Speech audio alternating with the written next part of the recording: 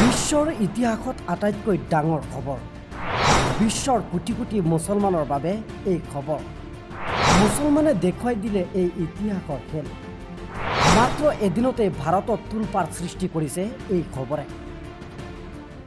সন্মুখত আহি আছে 2026ৰ বিধানসভা নিৰ্বাচন তাৰ মাজতে মুছলমানৰ হৈ ওলাই আহিল দক্ষিণ সুপাৰষ্টাৰ অভিনেতা থালাপাতি বিজয়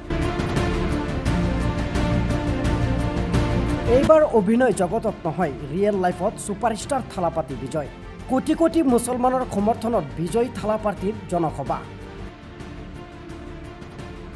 মোদী চৰকাৰৰ বিৰুদ্ধে গৰ্জি উঠিল দেখি দক্ষিণ সুপাৰষ্টাৰ অভিনেতা থালাপাতি বিজয়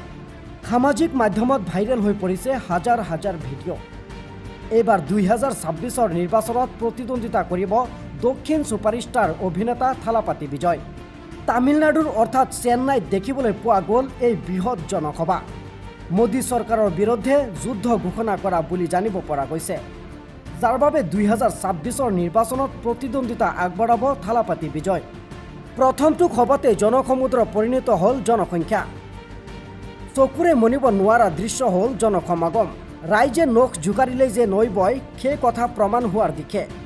এই ভিডিঅ'টো সকলোৱে শ্বেয়াৰ কৰি সমগ্ৰ ভাৰতকে দেখুৱাই দিয়ক ভাৰতৰ প্ৰধানমন্ত্ৰীৰ মুখামুখি হ'বলৈ গৈ আছে অভিনয় জগতৰ সুপাৰষ্টাৰ থালাপাতি বিজয়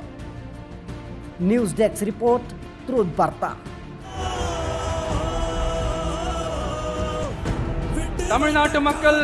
உணர்வுபூர்வமா உண்மையா நம்ம பக்கத்திலே நிக்கிறவங்க அதுக்கு ஒரு மிகப்பெரிய அடையாளம் தான் இந்த மதுரை மண்